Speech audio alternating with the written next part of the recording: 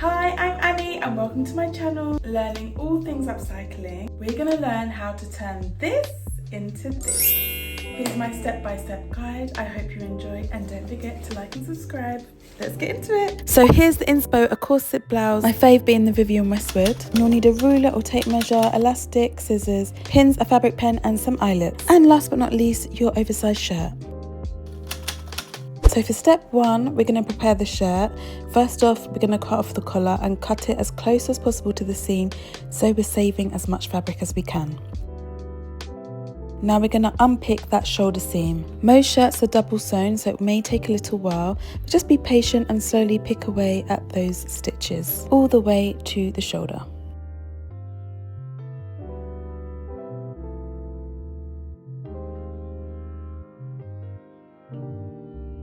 Once we get there, we're going to unpick the top of our sleeve. Starting at the top of the shoulder, we're going to unpick about 10 centimeters each way.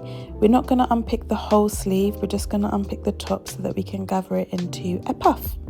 And here you can see the sleeve detached. And lastly, we're going to unpick the yoke, which is the top back piece of your shirt. We're going to unpick it all the way and we're going to save it for later. Once you have finished there, don't forget to repeat these steps on the other sleeve. Now we're going to lay our shirt flat. You'll notice that the front shoulder seam is now at an angle compared to the back seam. So you're just going to cut away the difference by drawing it out and cutting along that line. Now for the fun part, we're going to turn our shirt inside out and pin along that new shoulder seam line.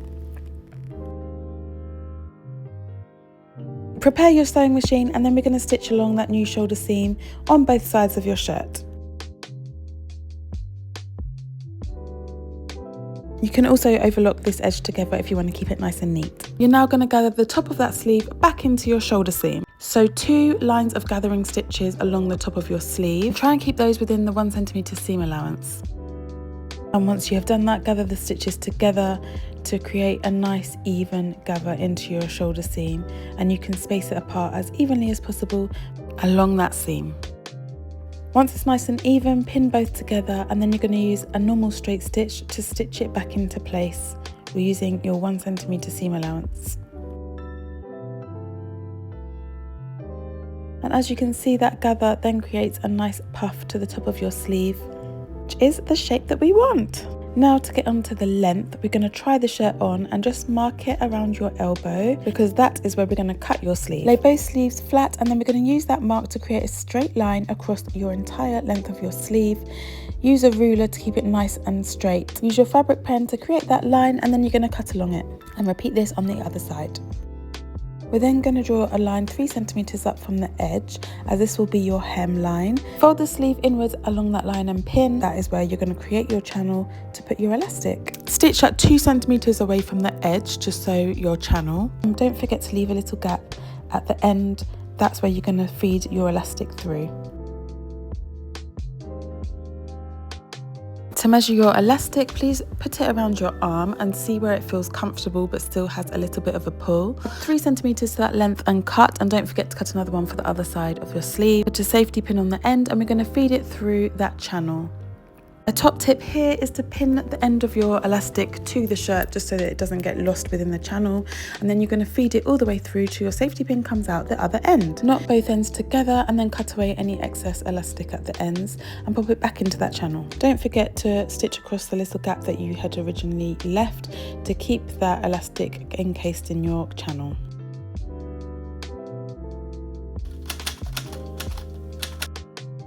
Now pop on your shirt and you'll find that the neck is probably a little tight. Mark where the neck will feel comfortable, and that will be about 2.5 centimeters below the new neckline.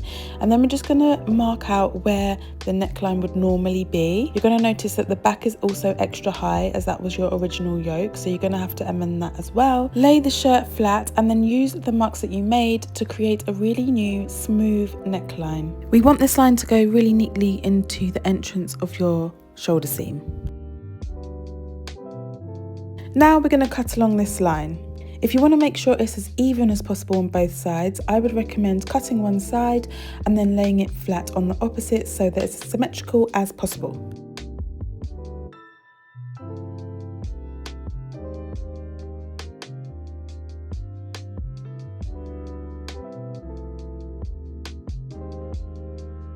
And to create the back neckline, you're going to mark 3 centimeters below the top centre back neck. We're aiming to create a really smooth line into your shoulder seam. And again, we're going to just cut along this line. And there you have your new neck.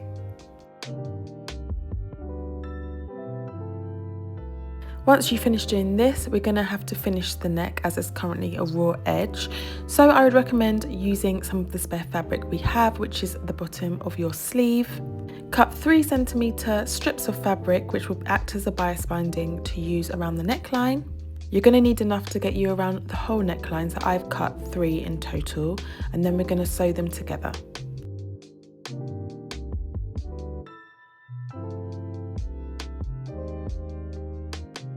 Place the strips right sides together, and you're going to sew 1 centimeter stitch along the edge to create one long strip of bias binding.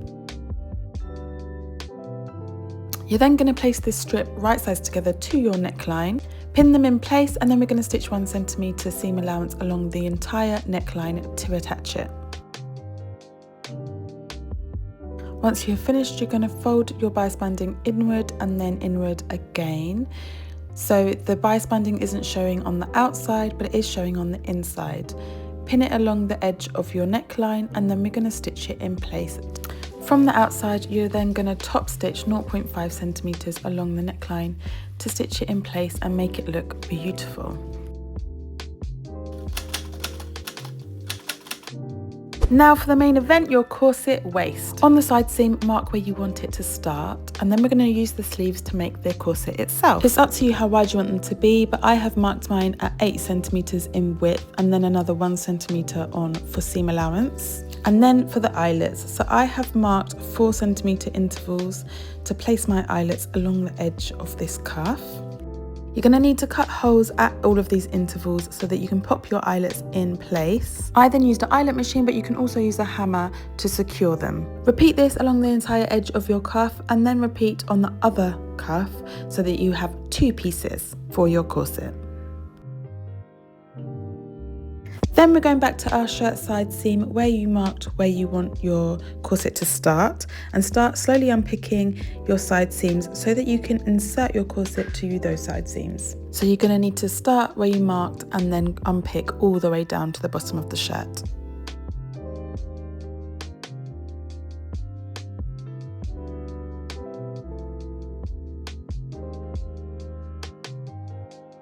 Once you have done this, insert your corset piece into the side seam. Remember, you're going to want it to stick out from the right side.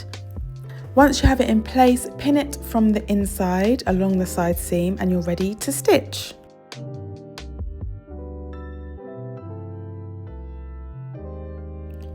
Just showing you here what that looks like. It's pinned on the inside of the shirt, and then your corset will be poking out from the outside. Stitch along the seam allowance on a regular straight stitch all the way to the bottom of your shirt, and repeat that on both sides. Now we have that attached, the last thing we have to do to complete your project is to make the tie for the corset. You should still have your yoke pieces and 1/2 of your sleeve. So from these pieces, make 3 centimeter width strips, ready to stitch them together as we did previously for the bias binding. You're going to want them to be about 80 centimeters in length, so you're going to need quite a few strips. Once you finish cutting them, as we did previously, we're going to sew right sides together at the ends of all of these strips to make one long piece. Then we're going to fold this piece vertically right sides together in half and sew along the edge to make one long length of fabric, and then along the seam allowance you're going to cut away half so that it's nice and easy to turn the right side round. You can use a loop turner to do this. It's probably the easiest way, and it will take a little while, but you hook it to the edge of your fabric and then turn it back the right side round so that you have one long piece ready to tie up your corset. Tie it up like a shoelace along your eyelets, as I have done here, and you are finished. Now you can skip this step and just use some string or elastic to do this. It's completely up to you what aesthetic you want it to be like. I will show you some elastic in my final look for your reference, but it's whatever works for you. And there you have it, your final corset top ready to go. I absolutely love this, turning something really oversized and baggy into something really fitted and flattering. It's such an elevated piece and it looks so good compared to the original without having to spend nearly £300. I also absolutely love it with the top buttons undone, so it's a little bit less formal. Please let me know what you think in the comments and what you'd like me to do next. Don't forget to like and subscribe, and see you next time. Bye.